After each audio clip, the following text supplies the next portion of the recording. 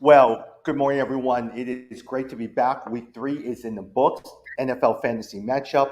Jimmy over in Arizona, Jed over in Chicago. Welcome, everyone. Good morning. Hey, before we start talking about week 3, we're going to talk about Jimmy's waiver wire picks, all of that. I just want to go through a couple of news and notes for this morning. So, number one, and I'll ramble on and just get your thoughts on it.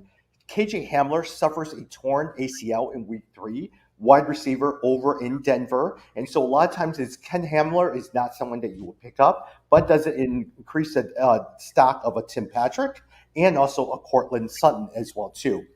Christian McCaffrey won't go on our IR, expected to miss 2 games or 2 weeks. He should be back in week 3.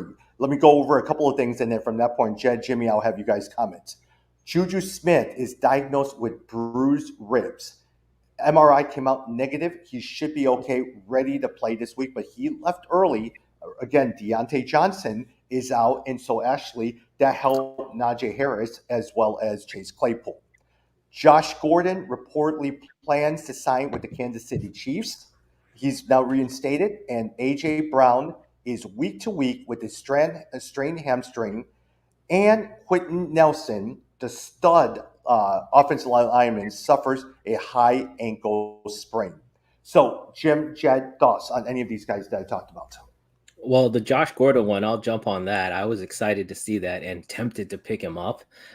Josh Gordon is a physical specimen, man. The guy, his speed and strength is pretty amazing, and he's I think 30 years old, so he's not too old. I could see him having an impact. I would just watch that. I was just excited for him, just as a player. I hope that he can make this stick and really has beaten his addiction. But that was exciting to see.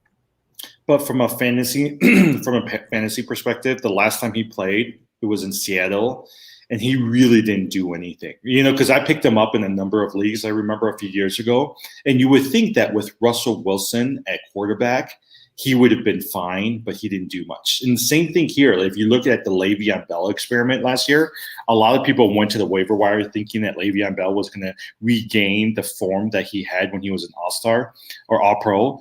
And that didn't work out. So for me, I just feel like there's other players out there better than Josh Gordon. Yeah, agree. There's too many mouths to feed in Kansas City. So there's probably other wide receivers you can go to. I mean, the Tim Patrick you mentioned with the injury to the third wide receiver, that's a good one. I think Denver is not a bad option. I mean, I'm going to talk about him in my waiver wires, and think about it. He had 5 of 5 for 98 yards. The last 3 weeks, he scored in double-digit fantasy points. And I just think that if you're looking, especially as we're heading into the weeks where you are going into bye weeks, you're going to need a Tim Patrick as your number 3 and number 4 receiver. I would probably say Denver is probably the most surprised of the 3-0 teams at this point. Who would have thought that they would be doing so well?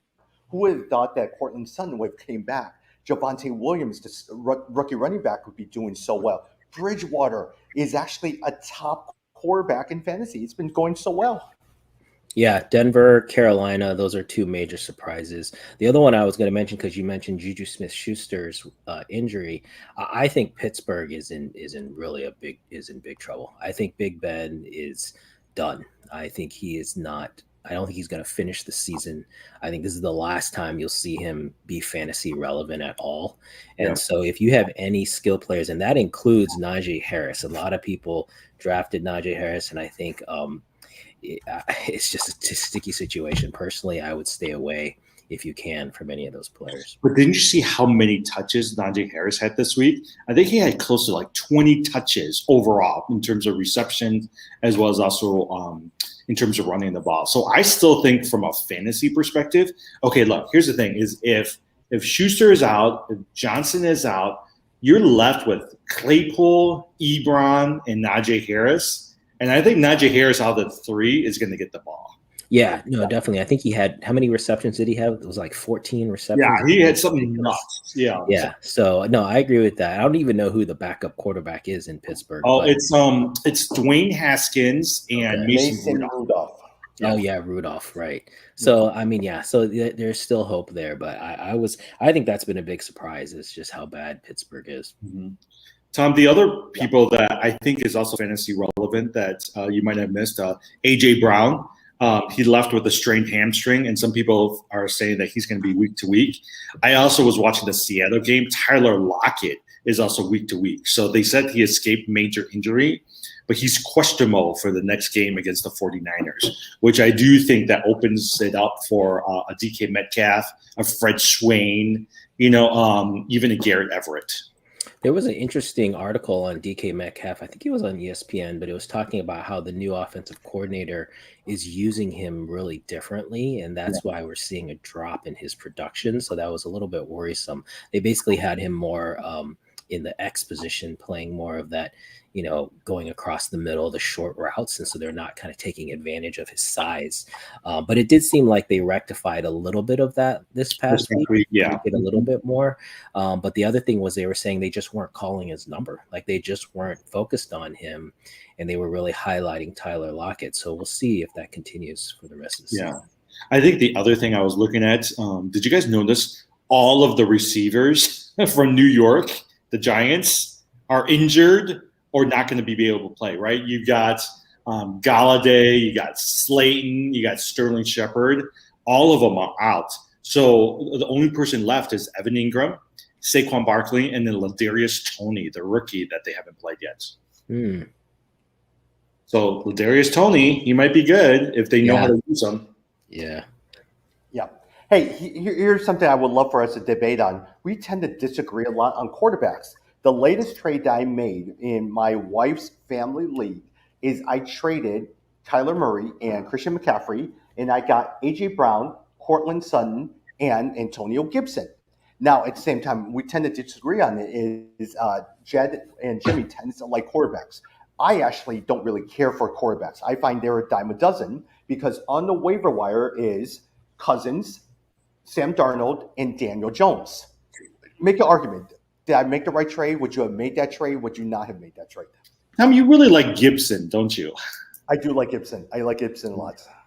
Yeah, and I agree. I don't think he's as valuable as you think he is. And the other thing is, while I agree that quarterback is a position that you can, particularly in the draft, you can take later and still get value. You need to understand the key difference for Kyler Murray. You just traded Kyler Murray, who is not only consistent in the high 20s, but really like what's his low? Like he's not going to get below like a 15, right? Like you can put him in there and not think about it. A Kirk Cousins or who's the other one you mentioned? Kirk Cousins and Daniel Jones, Sam Darnold. Yeah, Daniel Jones.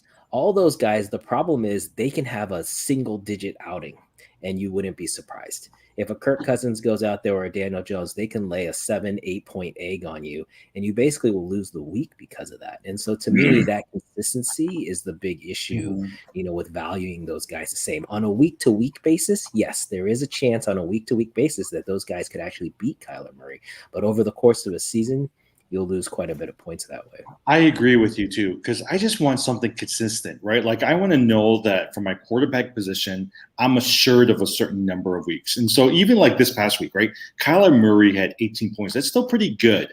I just want my guys to get at least 25 points or more, and then I'll figure out ways to slot in receivers and running backs. But for me, that position of quarterback is so important because that 25 points or whatever points is great, right? Like even like this week, I had Josh Allen. Josh Allen gave me almost over 30-something points, and that helped me win the league. And so I think those are just, for me, that's important. Another way to think about it, Tommy, is you could also think about it in terms of ranking. So your quarterback went from Kyler Murray to, let's say, Daniel Jones. You look at how many points you dropped in the rankings. So let's say you went from the number 3 quarterback to the number like 15.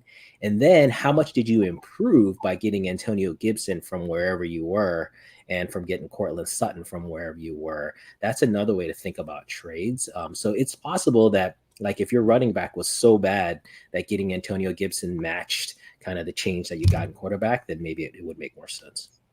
Yeah. And at the same time, I'm always looking for me. The reason why I downgrade quarterbacks a little bit is I'm always trying to figure out where are my weak spots in the lineup. By putting a A.J. Brown, who I think will be a lot better, Gibson, I have high hopes for, or a Cortland Sutton, you now have secure your flex spot. So you have all of those things, and you still have a quarterback that you find is decent as well too. So it's interesting. A lot of times it is, and the reason why I bring this up is you always have. There's really no one way to approach fantasy football. The three of us could be arguing all day about how we value players and all of these things. So if you're listening, it also depends on how your mindset is, how you like trades, all of those different things as well too. All right. Well, so, yeah, and any trade, the instant you make the trade, someone goes down in an injury, and all of a sudden it's like a totally different thing. So yeah. I mean, my struggle this year is the running back position because I prioritize quarterback and wide receiver. That my running back and my tight end position has suffered because I was hoping that Mike Davis would be a suitable running back for me that can get me some good points. And I was thinking that from tight end, Garrett Everett or Tonian would be good. The hard part is neither of them have done really well, and so I'm left scrambling trying to find things. I mean, I picked up Madison this week, a week ahead. I picked him up in a lot of my leagues in week 2, thinking that I'm going to gamble, hoping that Dalvin Cook is going to go out, and that saved me. But now I'm scrambling every week looking for a running back. Yeah. And also, a lot of times we talked about Christian McCaffrey. I had Christian McCaffrey on a couple teams last year, and he was in and out of the lineup. Again, he comes back, and he's out of the lineup again for another couple of weeks. So he has a lot of soft injuries as well, too. All right, let's go through some of our games and quickly, and then we'll go over to Jimmy's waiver wire pickups. So, Jim, I'm going to start with you. Ravens and Lions. With the Ravens, Lamar Jackson did okay. He continues to be, but it was Mark Andrews who made a showing. On the Detroit side, DeAndre Swift did okay. He continues to be very consistent, 14 carries, 47 yards, 1 touchdown. And Hawkinson did not do well. Thoughts on the game? You know, the thing that was intriguing for me and also worrisome as somebody who has Taysom Williams, I actually thought that after the first couple of weeks, Taysom Williams was going to be the lead back. But he didn't do anything. I think he scored, two or three fantasy points this week. And so they went with a 3-headed running back system. They had him, they had Latavius Murray, and they also had Devontae Freeman. So for me, that's actually worrisome because I really need Taysom Williams to be the lead running back. With that said, I think Mark Andrews did well. I still think Hawkinson is a better tight end fantasy-wise than Mark Andrews. But Andrews is always going to have some pretty consistent games, but then also some really bad games as well, too. Yeah, I was surprised at Baltimore in this game. I thought they turned the corner with the win over the Chiefs. I mean, they still got the win, but they looked bad, and they basically should have lost. Yeah, they really should have lost this game. And so, that was a little concerning. I agree with you. I think if you have Hawkinson, don't jump off the ship. He'll be fine. If you have Swift, you should just enjoy the ride because his consistency has been really great, especially with the catching with the receptions. So, I agree with you there. People were concerned about Jamal Williams, but DeAndre Swift seems to be very consistent, scores you double digits every single game. Jed, let's go over to Atlanta Falcons. 17-14 against the New York Giants. My biggest concern always is Calvin Ridley continues to struggle, Jed, but Cordero Patterson seems to be doing well. He had 7 carries. He also has 6 receptions for 82 yards. On the Giants' end, Daniel Jones struggled, but Saquon Barkley had a decent showing. Yeah, exactly. I think the big issue here is the Falcons. Yeah, the problem is the Falcons passing game. I'm really it's getting concerning because it's not at the level that we've expected and seen from the past. This is week 3. We've gone now. If you have Calvin Ridley, I think the 2 wide receivers, Calvin Ridley and Stephon Diggs, have really not produced at the level you drafted them. And because it's now 3 weeks in, you really have to start to make a decision. Do you think this is going to be continued for the rest of the season and you need to make a trade, or do you stick with it? Personally, I think Atlanta may, again, Matt Ryan, I think similar situation with Ben Roethlisberger. I think the ability just may not be there anymore. And so you may need to sell. I do have Kyle Pitts, and I'll say that he did score, I think, a touchdown in this game. So did he get a touchdown? He did decent. And so I felt like I might still stick with him. But if I have a Ridley, I might be looking elsewhere. And everyone thought Ridley was going to have a great year, but he's only averaging 8.8 yards per reception. part of it is, I think, losing Julio Jones, because remember last year they always put the best defensive end, or they would double team Julio Jones, which opened it up for Calvin Ridley. Now Calvin Ridley is like the number one guy, and if you don't have anybody else there, he's always going to get double coverage. Yeah. The other thing I'll say, Saquon Barkley did score a touchdown, got some points. We've said all along we don't like Barkley. If you have Barkley, I think this is a time to try to trade him. Someone might see that production and think it's a good sign, and so maybe you can trade him and get some value. Saquon Barkley.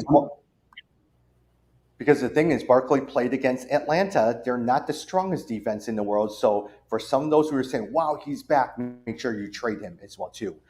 Jim, Saints beats the Patriots 28-13. The player that stood out is Marquez Galloway. He actually had 4 catches, 41 yards, but 1 touchdown as well, too. Other than that, on the New England Patriots side, there really wasn't anyone except maybe Kendrick Bourne, who had 96 yards, 1 touchdown. Damian Harris didn't do anything. Jacoby Myers didn't do really very much. Thoughts on that game? So I was listening to ESPN, and they had the press conference for Belichick, right? And they were saying that James White is going to be out for a while. And so since James White is gone, the first thing you think about is Damian Harris being the replacement and getting out of the points. But one of the things that Belichick was saying is he really likes Bourne also playing in that position, taking over some of the work that James White was doing, because they don't necessarily trust Harris to run block. They really look at him as a runner. So they're looking for somebody like Bourne who can help do some blocking, but then also take over some of the receptions that James White has been doing. It doesn't mean that I'm going to go out and get Kendrick Bourne. It just means that for me, you can tell that they're a little bit suspect about Damian Harris. I still think they're going to feed the ball, but the question then becomes who's going to get all the receptions that James White has been going. But quite honestly, no one's paying attention to this game. Everyone's paying attention to Tom Brady coming back to the New England Patriots next week, and that's what everyone's focused on right now. Yeah, and I thought the Patriots were going to be a little more competitive in that game with Brady coming back. They're not. They're going to get killed. The Bucs are going to destroy them. And I think if you're a Patriots fan, this game is the one that really maybe breaks your spirit, because Mac Jones, you realize, okay, he had 3 interceptions. This is still a rookie quarterback. He's going to struggle and have ups and downs. So I think pretty much this is a lost season for the Patriots, if you ask me. The one thing I've been surprised by, right, like during preseason, we were all thinking that Jonnu Smith or Hunter Henry was going to do well. Those guys have not done anything. And I'm surprised they have not gone to their tight ends more. Yeah, agree with you. I'm not sure. We should probably look. There's probably some discussion about why. But yeah, they were hot pickups. Jonnu Smith especially, and we haven't seen anything out of them. Mm-hmm. Yeah. Just so you know, the New England Patriots game against the Tampa Bay is completely sold out.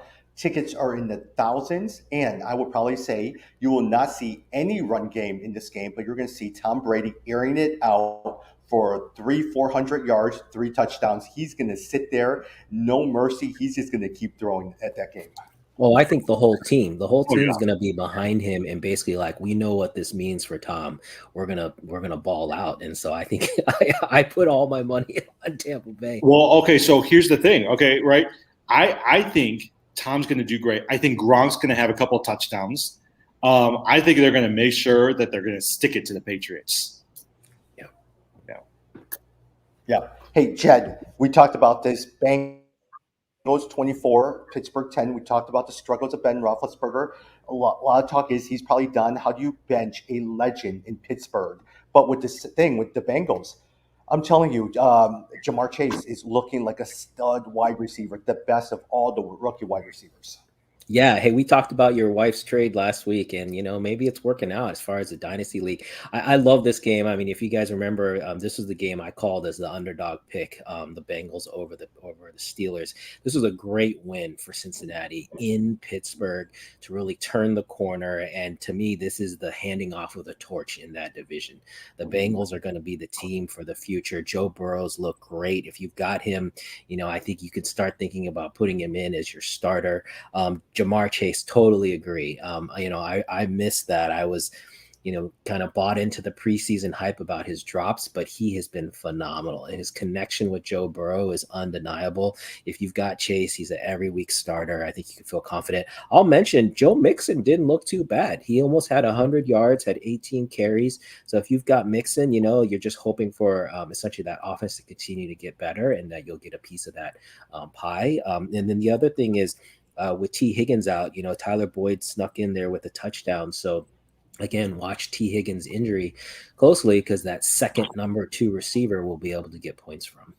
I've been trying to get Javonte Williams from Tommy in one of our leagues, and I really want Javonte Williams, but he wrote me back yesterday and says, I won't trade him unless you give me either Brandon Cooks or Jamar Chase. Ooh. And I was just like, that's way too much for Javonte Williams.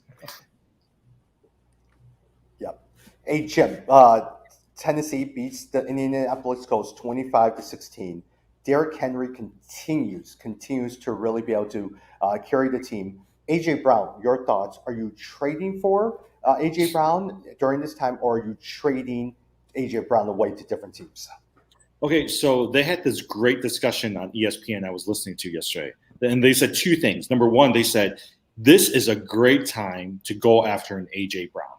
Because no one really knows if he's going to be out for a few weeks or a long term. But they said right now there's going to be a couple of people who are not really necessarily paying attention. And you can go to them and just say, look, I'm going to give you a couple good players for an A.J. Brown.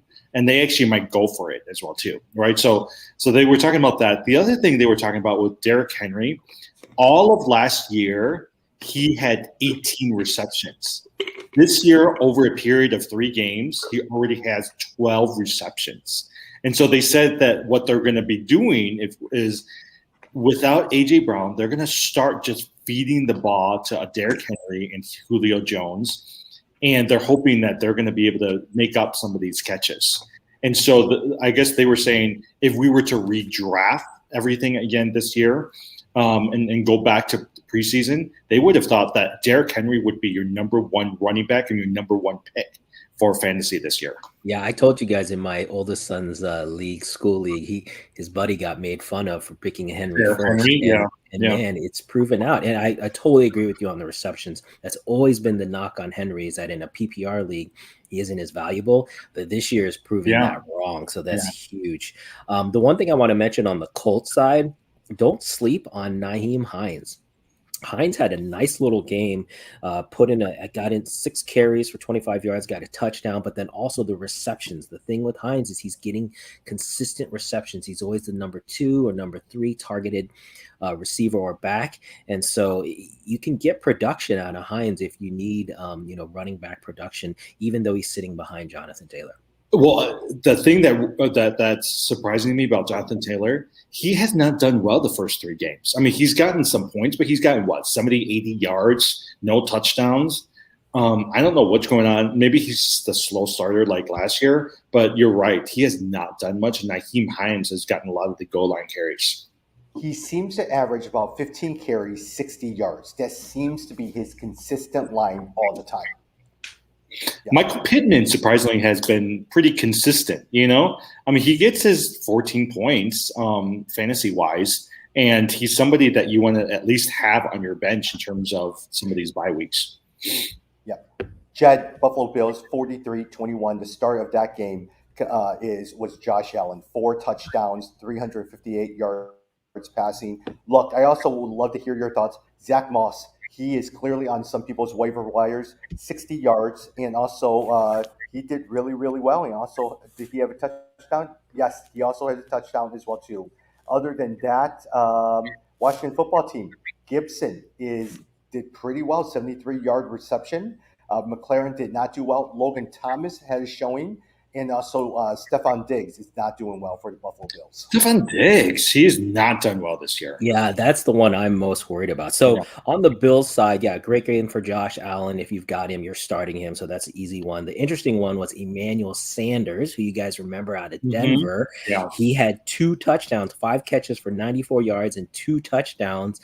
And Stephon Diggs, he outperformed Stephon Diggs. Stephon Diggs has 72 yards and no touchdowns. So I'm definitely worried. I don't know what's happening with Diggs. I have him on one team, but at this point, I'm not doing anything. I'm not going to trade him because you won't get any value. You got to wait it out. This is a prolific offense.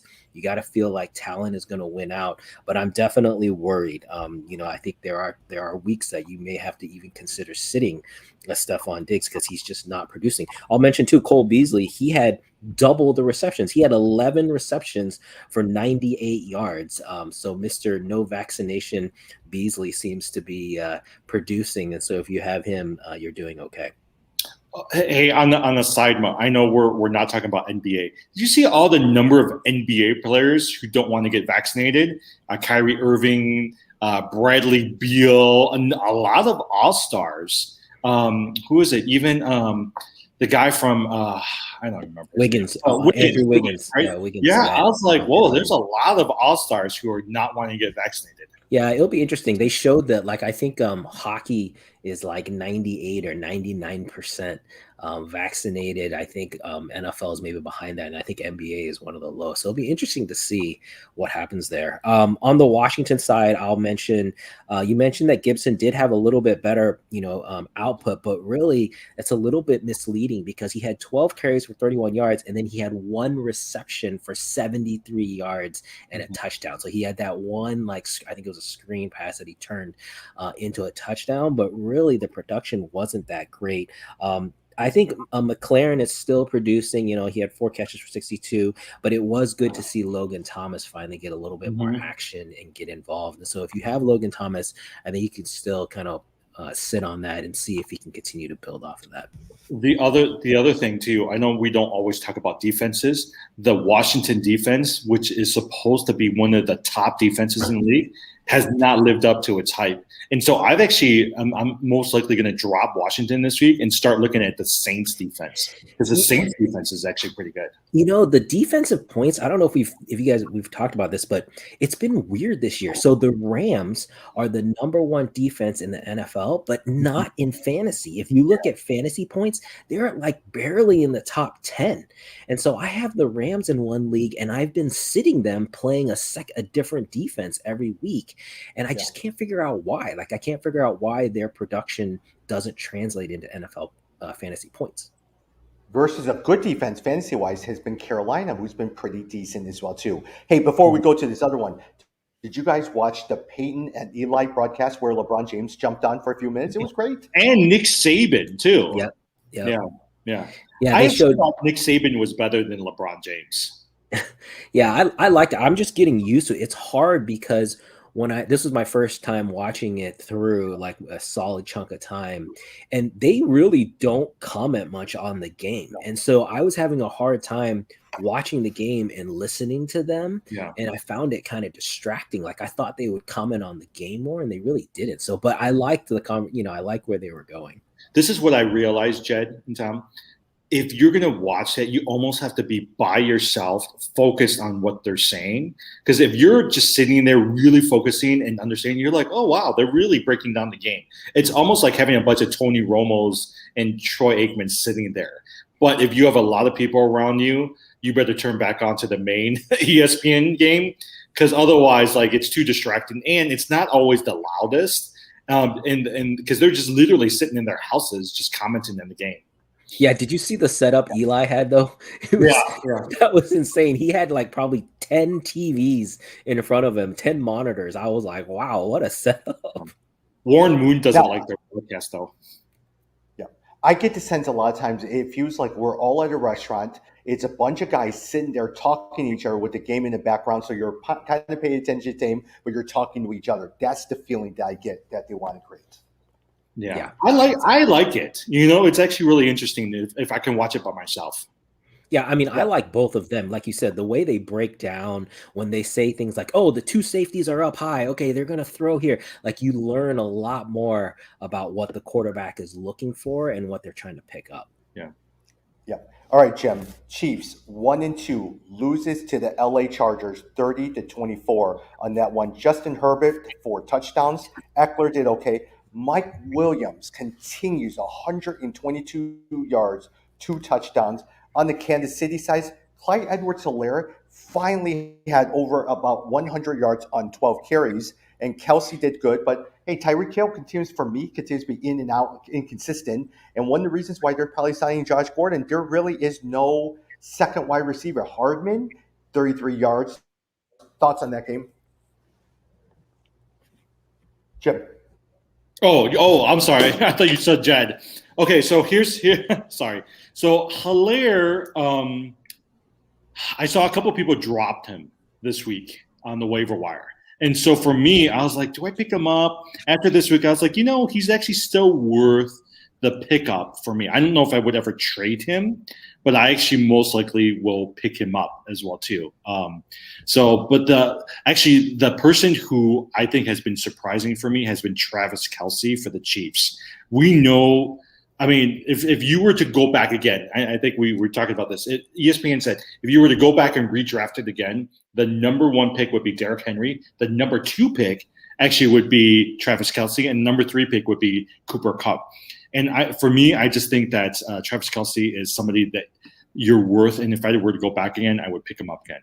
I think the other thing you notice is the Chiefs have the worst one of the worst defenses in the league.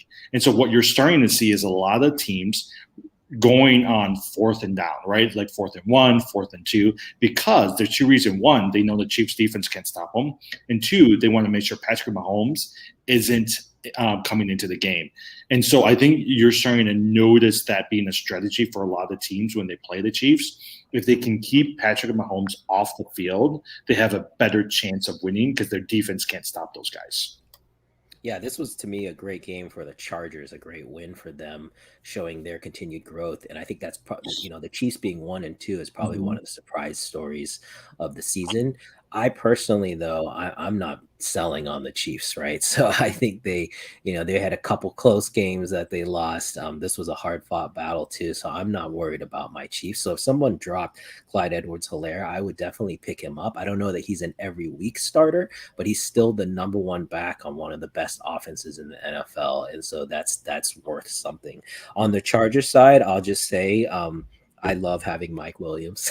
I've got him, picked him up off the waiver wire in a couple teams, and he's finally put it together. We've known for a couple years he has the size. The guy is huge. Thought he would be a red zone target, and he just hasn't put it together. But this season, it's like he finally figured it out. And actually, is this his 3rd year? Because this is his 3rd year. Yeah, we see a lot of wide receivers in year 3 is when something clicks and they figure it out, and you really see their best production. And so that's what we're seeing with Mike Williams. My only fear of Mike Williams, right? So that's why I was looking at. So if you look at the last 3 games he did, 82 yards, 91 yards, 122 yards. He's got 4 touchdowns already. But I think the hesitation is always at some point in the middle of the season, Mike Williams always – it's the same as Dalvin Cook. They always get injured, and they're out for 2 or 3 games. And so that's the only thing you have to be fearful of Mike Williams is when is that injury going to come, and is that going to come this year? And Mike Williams, it's always his back. His back always gets injured all the time. Mm-hmm. All right, but Justin Herbert. Oh, yeah, can I say – okay, Justin Herbert, though. I think a number of us have Justin Herbert as the quarterback. I'm glad he finally got those touchdowns because the last few weeks he could have had big productions, but they kept dropping the balls or penalties. But I'm glad that Justin Herbert did so well this week. Yeah.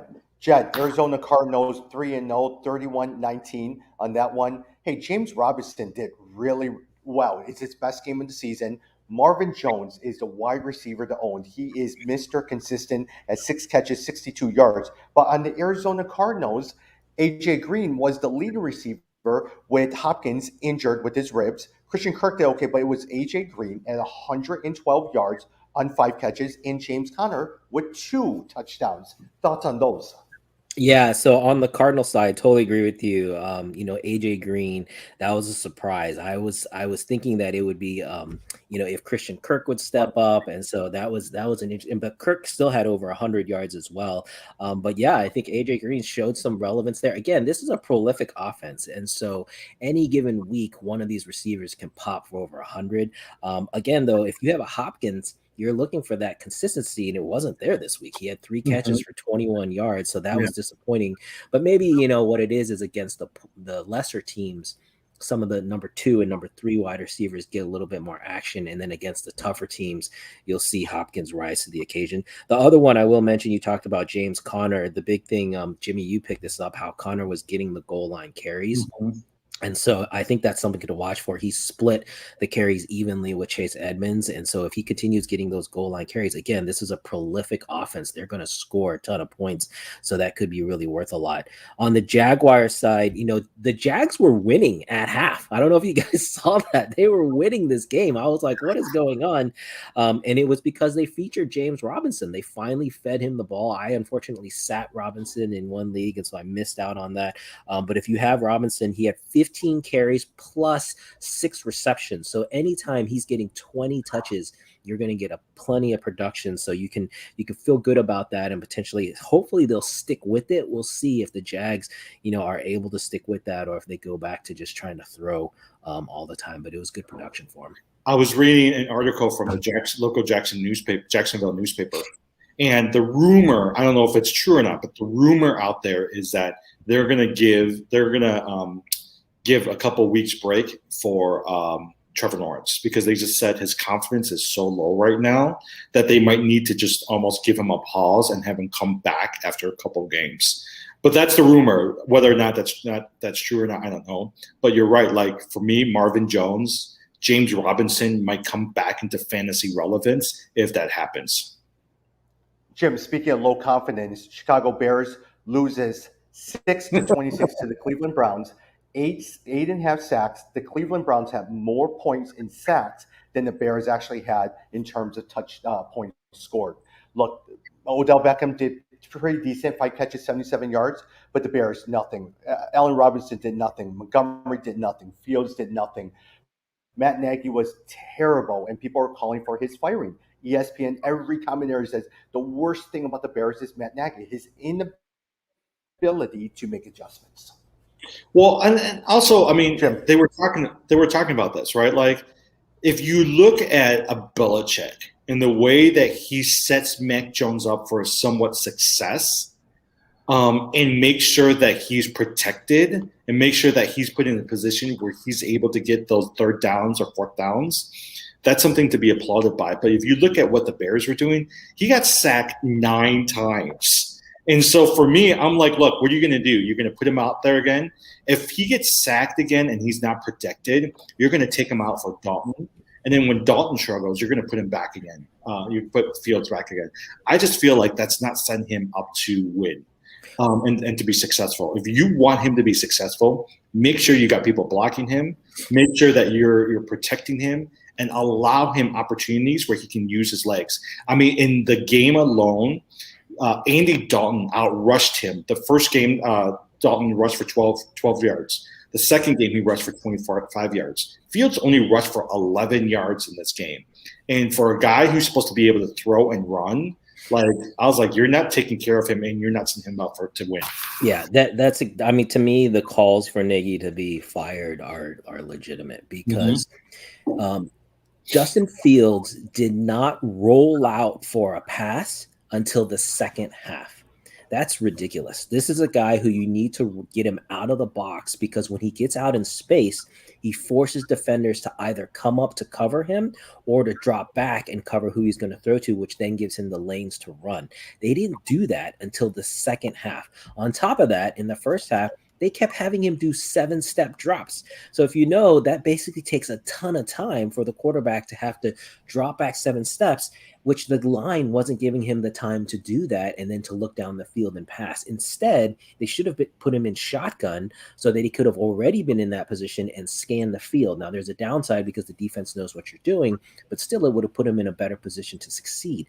So I think all the calls about saying, hey, you didn't design your offense around the quarterback that you have, they're 100% spot on. So we'll see what happens. I thought Nagy could make it through the season, but if it can, so they have this next game against Detroit.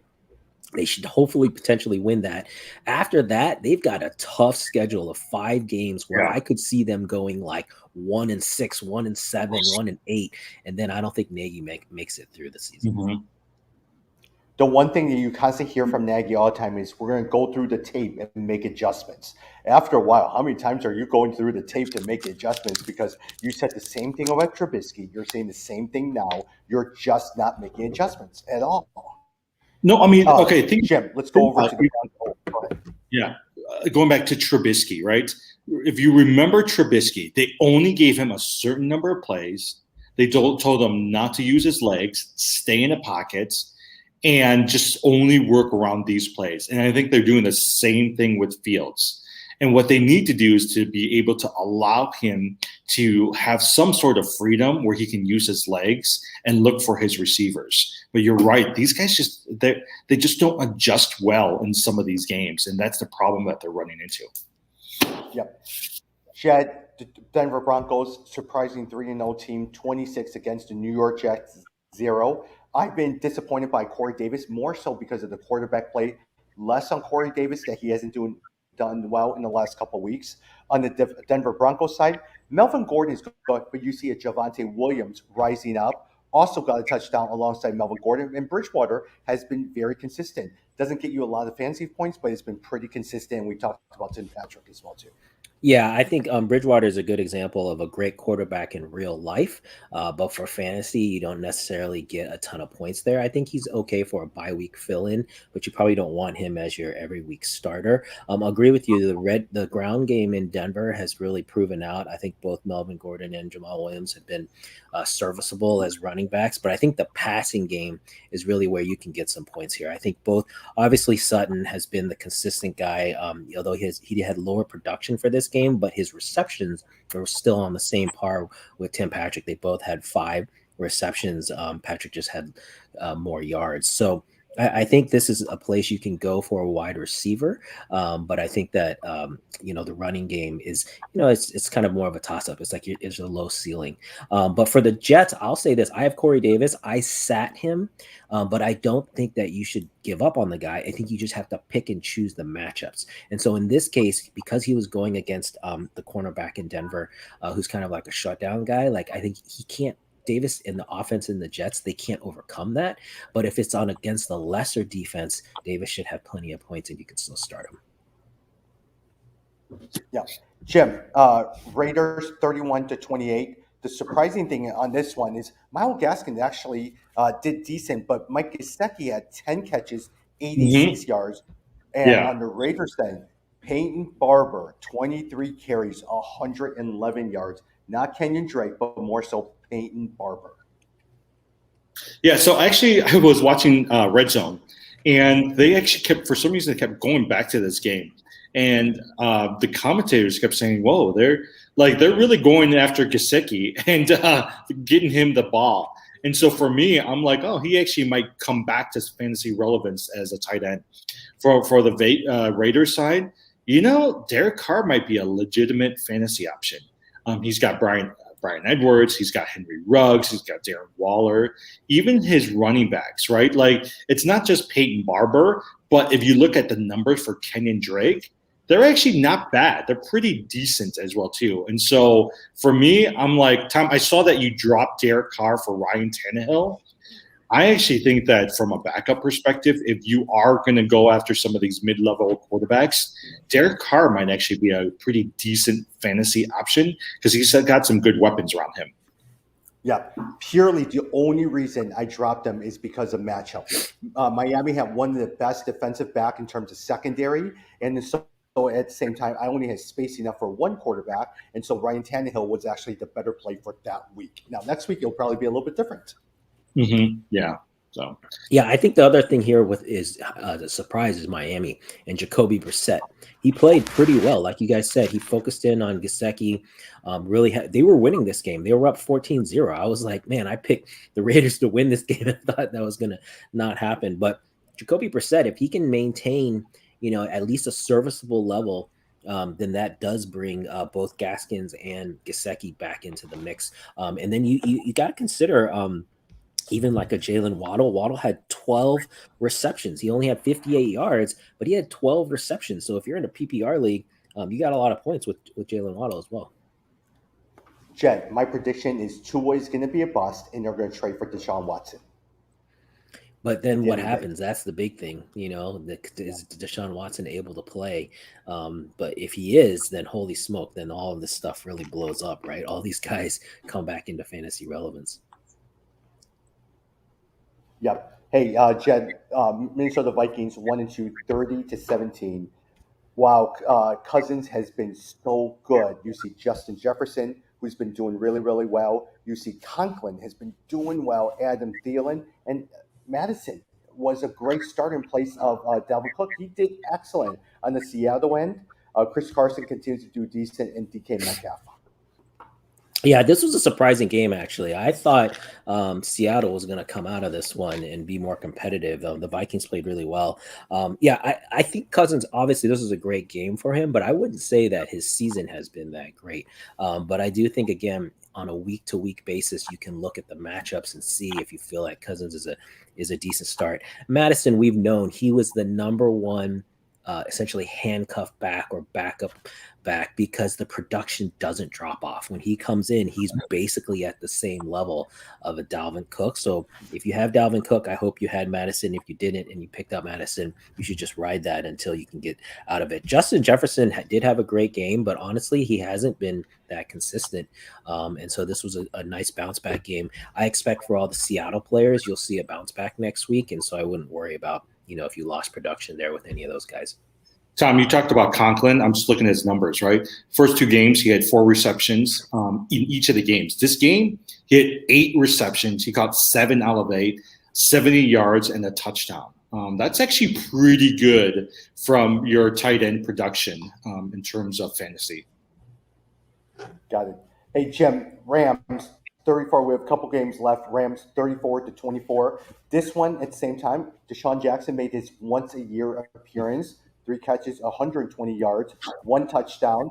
Von Jefferson did not do well. People were looking at him as a sleeper. Cooper Kupp continues to do really, really well. Cooper Kupp, he's the best. They were saying Robert Woods was gonna come back and actually do really well in this game, but he only had 6 fantasy points. I don't know where Robert Woods is these days. You know what? Deshaun Jackson, he could have had more because Matt Stafford missed him twice. And so Deshaun Jackson is the guy that I would watch in these big games because they need him to open the top. And that's what we thought Robert Woods was going to do. It's Deshaun Jackson, which is amazing. At his age, he's still the fastest guy. And so he's the guy that can open up the top for him. Yeah. Going back to Tommy's strategy about not picking some of the top tier quarterbacks, you could have gotten Matthew Stafford for relatively cheap, and he would have done great on your fantasy team. He's somebody, awesome. He's great. In the league that I did not wake up to draft, on waivers in terms of quarterback was Matthew Stafford, and the computer picked up Cooper Kupp.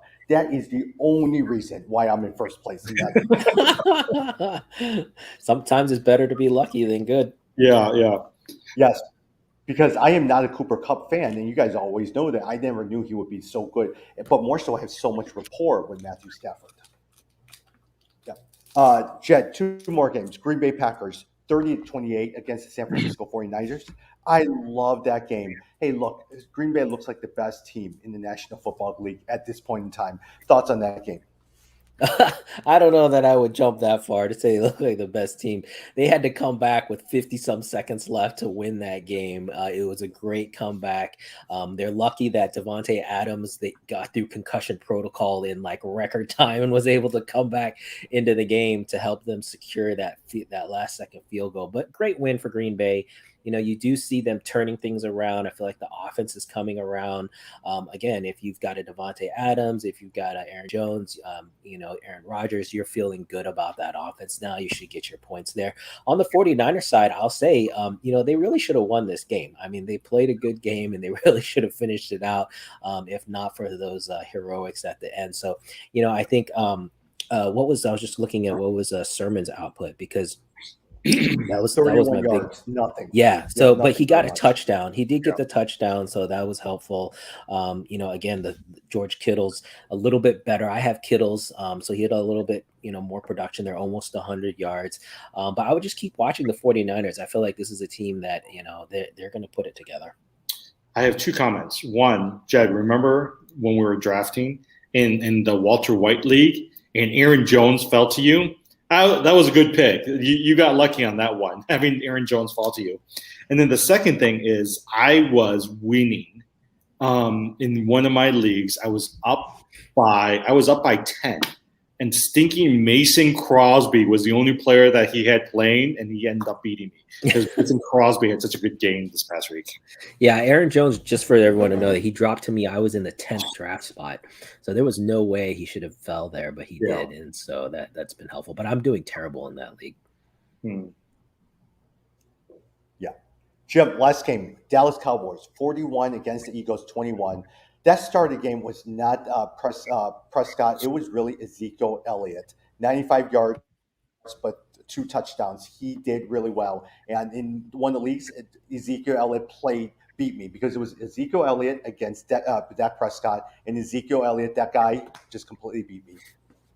Yeah, you could tell that they were giving the ball. They were really focused on giving the ball to Ezekiel Elliott in this game.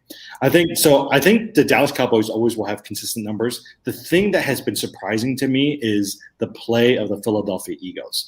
Jalen Hurts had a great first game. Devontae Smith had a great first game. And my surprise is that they just haven't done it the last few weeks, right? Like Miles Sanders is okay. There was no Devontae Smith, and Jalen Hurts was okay. The only person that I was thinking I could potentially pick up or at least look at is Zach Ertz, because Zach Ertz had a pretty decent game in the first couple of games. You just haven't seen him there. But if you're needing a good pickup from a tight end perspective, Zach Ertz might be somebody you might want to take a look at. Yeah, the surprise to me here was the Dallas defense. The Dallas defense looked pretty good. The linebackers are flying around. And so if you need a defense, you could look to Dallas. That might be someone to pick up. I was surprised Philadelphia didn't keep this closer. They usually play the Cowboys pretty tough. But, man, Dak Prescott looked really good. I don't know if you guys watched, but he had some throws that were insane. Just showing his confidence in his arm, his strength, the speed. So as long as this guy stays healthy, he dropped because of coming back from that injury. If you drafted him, you got to feel pretty good right now. So I'm going to talk about this. Oh, well, actually, I could talk about him right now. But Dalton Schultz is somebody for me to look at from a waiver wire perspective. He had 6 of 7, 80 yards, 2 touchdowns. And in the last few weeks, he had seven receptions, 2 receptions. He's actually not bad from a pickup for a tight end. Dalton Schultz is somebody for us to look at from a waiver wire perspective from Dallas. Yeah. Who are your other waiver wires as we wrap up here? Who are some of the other waiver wires that you're looking at this week? Yeah. So I think, McCaffrey's going to be out for a couple of games. But I think for these couple of games, the person on the waiver wire everybody knows is Chuba Hubbard, right? 11 rushes, 52 yards, 3 receptions, 27 yards. And whether it's 2 games, whether it's 4 games, 5 games, I do think he's somebody like an Alexander Madison that you want on your team to pick up. So Hubbard would be one. The tight end from Buffalo Bills, Dawson Knox, 4 out of 5 yards this past week, 49 yards, a touchdown in the last 2 games. He's scored double figures in each of the last 3 games from a fantasy perspective. And I actually think that he's somebody to pick up. And then also Tim Patrick, 5 of 5, 98 yards. We talked about him already. But I think he's somebody who's consistent. I think especially with Hamler out, you want a Tim Patrick on your team, especially with how well Teddy Bridgewater is throwing. So the other 4 players that I put on there, I didn't want to go through into details, but other players you want to take a look at: Jalen Reagor, Ladarius Toney, Sam Darnold if you're needing a good quarterback, and Tyler Conklin, the tight end from Minnesota. But those were the ones that, for me, I just said, as you're looking at waiver wire pickups tonight and tomorrow morning, those are some of the players that you want to take a look at. No AJ Green? I don't know. I just feel like AJ Green has so many. You've got Christian Kirk, you've got Hopkins, you've got Rondale Moore. And for me, I just feel like there's too many people to take care of. There's a couple other people I'd much rather get. I'd much rather get a Tim Patrick, to be honest, than AJ Green. Jed, let me ask you a quick question. Let's say you have the 4th or fifth waiver spot, right? Do you now then put a claim on one of these players that are in there? They're not very good. Let me just wait till next week and let everyone pick so I can shoot up to the first number one waiver spot. What would you do? Yeah, it's interesting. That's a good. It's good that you mentioned that strategy. Even just looking at your waiver wire order, I think a lot of people don't think about it. Depends on how you do your waiver wires. If it's based on the order, or if it's based on auction. But if it is based on order, yeah, that is. I think that's a fair point. There's no real home runs this week. They're really more like 2-3 week pickups. Like Chuba Hubbard's probably only a 2-3 week pickup. So I think that's a good strategy. If you are in a league where it's waiver order, you may want to wait till next week. Zach Moss is somebody who's out there in quite a few of the leagues. He's somebody for other people to target as well too. You got it. Well, we are back probably either Thursday or we'll probably be back on Friday. Other than that, thanks for everything. And hey, look, it's week 3 is over, and we start week 4 as well too. Everyone is anticipating the Tampa Bay New England game, and so it should be a fun week. Now it's going to be a boring Thursday night game, so we'll see what happens with that. Anything else, Jim or Jen, as we wrap up? No, I don't think so. I think it'll be interesting to pay attention to a number of these players who's questionable in the week and just see where they're at. So I think come Friday when we get back together, I want to see how A.J. Brown's doing. I want to see how Tyler Lockett is doing. Those are some of the players that I want to keep an eye out this week.